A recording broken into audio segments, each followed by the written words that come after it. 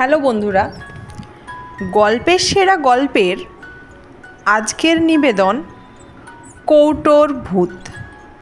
গল্পের লেখক বাংলার বিখ্যাত ঔপন্যাসিক শীর্ষেন্দু মুখোপাধ্যায়। আমি গল্প পাঠে আহিয়া।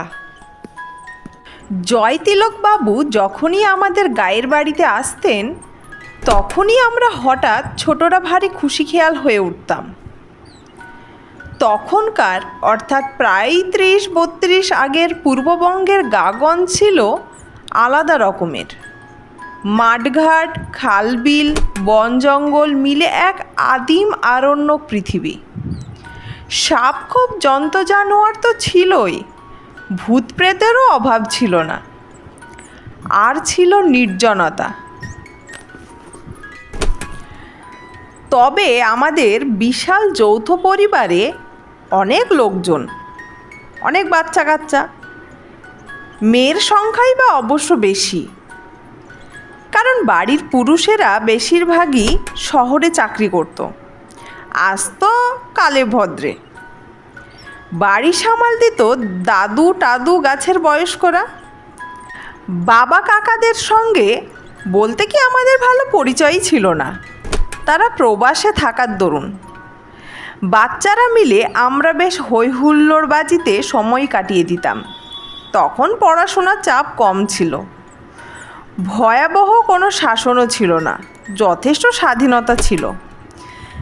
কিন্তু অভাব ছিল একটা জিনিসের, আমাদের কেউ যথেষ্ট পাত্তা বা মূল্য দিত না। জয়তিলক বাপু দিতেন, আত্মীয় নন, মাঝে মধ্যে এসে হাজির হতেন। কয়েকদিন থেকে আবার কোথাও যেন উধাও হয়ে যেতেন। যে কয়েকটা দিন থাকতেন বাচ্চাদের গল্পে আর নানা রকম মজার খেলায় মাতিয়ে তিনি রাখতেন। মাথায় টাক, গায়ের রং কালো, বেটে আটো গড়ন আর পাকা গোঁফ ছিল তার। ধুতি আর ফতুয়া ছিল 12 মেশে পোশাক, আর শীতে একটা মোটা চাদর। সর্বদাই একটা বড় বোচকা থাকতো সঙ্গে। শুনতাম তার ফলাও কারবার। তিনি নাকি সব কিছু কেনেন এবং বেচেন, যা পান তাই কেনেন, যাকে পান তাকেই বেচেন, কোনো বাছাবাছি নেই। সেবার মাঘ মাসের এক সকালে আমাদের বাড়ি এসে হাজির হলেন। হয়ে দাদুকে বললেন, গাঙ্গুলি মশাই, এবার কিছু ভূত কিনে ফেললাম। দাদু কানে কম শুনতেন, মাথা নেড়ে বললেন, খুব ভালো, খুব ভালো, এবার বেচে দাও। জয়তিলক কাচুমাচু মুখ করে বললেন, সেটাই তো সমস্যা, ভূত কেনে কে? খদ্দের দিন না। খদ্দর? না বাপু, সব আমি পারি না, স্বদেশীদের কাছে যাও। আহা, খদ্দর নয়, খদ্দের, মানে গাহেক। গায়ক? না বাপু, গান বাজনা আমার আসে না। জয়তিলক অগত্যা ক্ষান্ত দিয়ে আমাদের সঙ্গে জুটলেন। তিনি ভূত কিনেছেন শুনে আমাদের চোখ তো গোল্লা গোল্লা। ঘিরে ধরে ভূত দেখাও, ভূত দেখাও বলে মহাশোরগোল তুলে ফেললুম। প্রথমে কিছুতেই দেখাতে চান না, শেষে আমরা ঝুলোঝুলি করে তার গোঁফ আর জামা ছিঁড়ে ফেলার উপক্রম করাই বললেন, আচ্ছা আচ্ছা দেখাচ্ছি। কিন্তু সব ঘুমন্ত ভূত, শুকিয়ে রাখা। সে আবার কি? আহা, মাছ যেমন শুকিয়ে শুটকি হয়, আম শুকিয়ে যেমন আমসি হয়, তেমন আর কি, বহু পুরনো জিনিস। জয়তিলক তার বোচকা খুলে একটা জংধরা টিনের কৌটো বার করলেন। তারপর খুব সাবধানে ভেতরে উকি মেরে দেখে নিয়ে ফিসফিস করে বললেন, বেশি গোলমাল করো না, এক এক করে উকি মেরে দেখে নাও, ভূতেরা জেগে গেলেই মুশকিল। কি দেখলুম তা বলা একটা সমস্যা। মনে হলো শুকনো পলতা পাতার মতো 4-5টা কেলেকুষ্টি জিনিস কৌটোর নিচে পড়ে আছে। কৌটোর ভেতরটা অন্ধকার বলে ভালো বোঝাও গেল না। জয়তিলক টপ করে কৌটোর মুখ এঁটে দিয়ে বললেন, আর না, এইসব বিপজ্জনক জিনিস। বলা বাহুল্য, ভূত দেখে আমরা আদপে খুশি হইনি। আমরা সিদ্ধান্ত নিলুম যে ওগুলো মোটেও ভূত নয়। জয়তিলক বাবুকে ভালো মানুষ পেয়ে কেউ ঠকিয়েছে। জয়তিলক বাবু মাথা নেড়ে বললেন, না হ্যাঁ, ঠকায়নি। চৌধুরী বাড়ির বহু পুরনো লোক হলো গোলক, সারা জীবন কেবল ভূত নিয়েই কারবার। আর তখন শেষ অবস্থা, মুখে জল দেওয়ার লোক নেই। সেই সময়টায় আমি গিয়ে পড়লাম, সেবা টেবা করলাম খানিক, কিন্তু তার তখন ডাক এসেছে। মরার আগে আমাকে কৌটোটা দিয়ে বলল, তোমাকে কিচ্ছু দিই এমন সাধ্য নেই, তবে কয়েকটা পুরনো ভূত শুকিয়ে রেখেছি, এগুলো নিয়ে যাও, কাজ হতে পারে।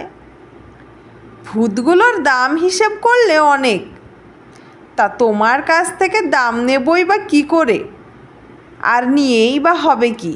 তুমি বরং আমাকে 5 টাকার রসগোল্লা খাও, শেষ খাওয়া আমার। এই বলে জয়তিলকবাবু একটা দীর্ঘ নিঃশ্বাস ছাড়লেন। আমরা তবু বিশ্বাস করছিলাম না দেখে জয়তিলকবাবু বললেন, মরার সময় মানুষ বড় একটা মিছে কথা বলে না। তবু আমাদের বিশ্বাস হলো না, কিন্তু সে কথা আর বললুম না তাকে। দুপুরবেলা যখন জয়তিলকবাবু খেয়ে দিয়ে ভুঁড়ি ভাসিয়ে ঘুমোচ্ছে, ঠিক সেই সময়ে আমি আর বিশু তার ভূতের কৌটোটা চুরি করলাম। এক দৌড়ে আমবাগানে পৌঁছে কৌটো খুলে ফেললুম। উবুড় করতেই 5টা শুকনো পাতার মতো জিনিস পড়ল মাটিতে। হাতে নিয়ে দেখলুম খুব হালকা, এত হালকা যে জিনিসগুলো আছে কি নেই বোঝাই যায় না। ঘুরিয়ে ফিরিয়ে দেখে মনে হলো এগুলো পাতা টাতা নয় তো, অনেকটা ঝুল জাতীয় জিনিস মনে হয়, তবে পাক খাওয়ানো, বেশ ঠান্ডাও। বিশু বলল, ভূত কিনা তা প্রমাণ হবে যদি ওগুলো জেগে ওঠে। তা জাগাবি কী করে? আগুনে দিলেই জাগবে, ছ্যাঁকার মতো জিনিস নেই। আমরা শুকনো পাতা আর ডাল জোগাড় করে কিছুক্ষণের মধ্যেই আগুন জ্বেলে ফেললুম। আঁচ উঠতেই প্রথমে একটা ভূতকে আগুনের মধ্যে ফেলে দিলুম। প্রথমে একটা উৎকট গন্ধ উঠল, তারপর আগুনটা হঠাৎ করে হাত দেড়েক লাফিয়ে উঠল। এক টুকরো কালো ধোঁয়া বেরিয়ে এলো। তারপরেই হঠাৎ করে অন্তত 5.5 ফুট উঁচু একটা কেলে চেহারার বিকট ভূত আমাদের সামনে দাঁড়িয়ে পড়ল। চোখ দুখানা কটকট করছে। ওরে বাবা রে বলে আমরা দৌড়তে গিয়ে হোঁচট খেয়ে পড়ে গেলুম। পড়ে গিয়ে দেখলুম জ্যান্ত ভূতটা আর 4টে ঘুমন্ত ভূতকে তুলে আগুনে ফেলে দিচ্ছে। চোখের পলকে 5টা ভূত বেরিয়ে এলো। তারপর হাসতে হাসতে আমবাগানের ভেতর দিয়ে বিভিন্ন জায়গায় ছড়িয়ে পড়তে লাগলো। ঘটনাটির কথা আমরা কাউকেই বলিনি, এমনকি জয়তিলকবাবুর শূন্য কৌটোটা যথাস্থানে রেখে দিয়ে এলো। সেই রাত্রি থেকে আমাদের বাড়িতে প্রবল ভূতের উপদ্রব শুরু হয়ে গেল। রান্নাঘরে ভূত, গোয়ালে ভূত, কুয়োপাড়ে ভূত। এই তারা হি হি করে হাসে, এই তারা মাছ চুরি করে খায়, এই ঝি চাকরদের ভয় দেখায়। সে কি ভীষণ উপদ্রব! ভূতের দাপটে সকলে তটস্থ। জয়তিলকবাবু এই কাণ্ড দেখে নিজের কৌটো খুলে মাথায় হাত দিয়ে বসলেন। এ হে, ভূতগুলো পালিয়েছে তাহলে। ইস, কি দারুণ জাতের ভূত ছিল, বেচলে মেলা টাকা পাওয়া যেত। না, ভূতগুলোকে ধরতেই হয় দেখছি। এই বলে জয়তিলকবাবু মাছের জাল নিয়ে বেরোলেন। ভূত দেখলেই জাল ছুঁড়ে মারেন না, কিন্তু জালে ভূত আটকায় না। জয়তিলকবাবু আঠা কাঠি দিয়েও চেষ্টা করলেন, কিন্তু তাতেও ভূতের গায়ে আঠা ধরল না। এরপর জাপটে ধরার চেষ্টাও যে না করেছেন তাও নাই, কিন্তু কিছুতেই ভূতদের ধরা গেল না। দুঃখিত জয়তিলকবাবু কপাল চাপড়ে আবার শুটকি ভূতের খোঁজে বেরিয়ে পড়লেন।